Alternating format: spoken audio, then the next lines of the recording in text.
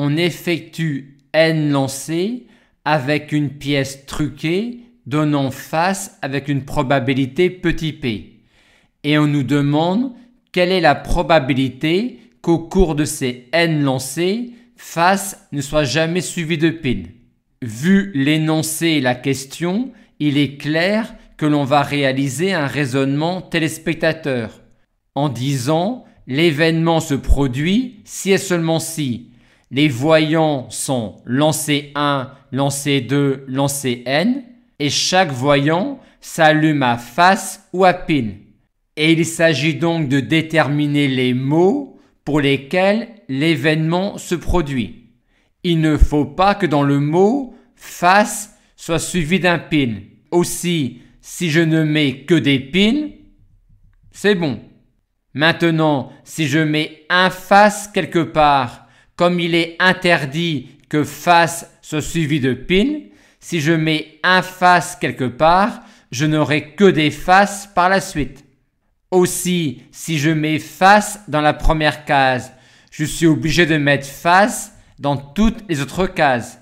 Maintenant, si je mets face pour la première fois dans la seconde case, je mettrai donc pile dans la première, face dans la seconde, et on a dit que pour que le mot convienne, dès qu'on a face, on met face ensuite jusqu'à la fin. Je peux aussi mettre mon premier face en troisième position, auquel cas j'aurai pile, pile, face, et ensuite que des faces. Et ainsi de suite, jusqu'au mot où je mets face en dernière position, auquel cas je mets pile jusque-là et face au dernier. On va maintenant pour chaque mot déterminer la probabilité qu'il se produise. Comme les lancers sont indépendants, la probabilité que ce mot se produise est Q puissance n. De celui-là, P puissance n. De celui-là, Q, P puissance n-1. De celui-là, Q2, P puissance n-2. Et ainsi de suite, jusqu'au dernier qui a une probabilité Q puissance n-1P de se produire. Il nous faut maintenant sommer toutes ces probabilités. Tous les termes de ma somme sont alors de la forme Q, K, P, n-K, avec un K qui commence à 0, puis 1, puis 2, puis n-1 et n. Aussi, la probabilité demandée est cette somme-là.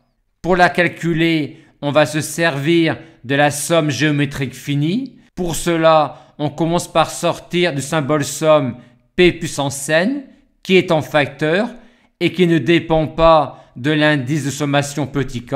Une fois ceci effectué, à l'intérieur, on a Q puissance k, P puissance moins k, qui n'est rien d'autre que Q sur P à la puissance k.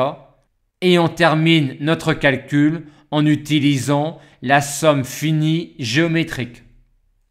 Dans la seconde question de cet exercice, on a maintenant deux joueurs A et B qui s'affrontent avec cette pièce-là. Ils jouent l'un après l'autre avec A qui commence et le gagnant est celui qui obtient le premier face. Et on nous demande la probabilité que A gagne.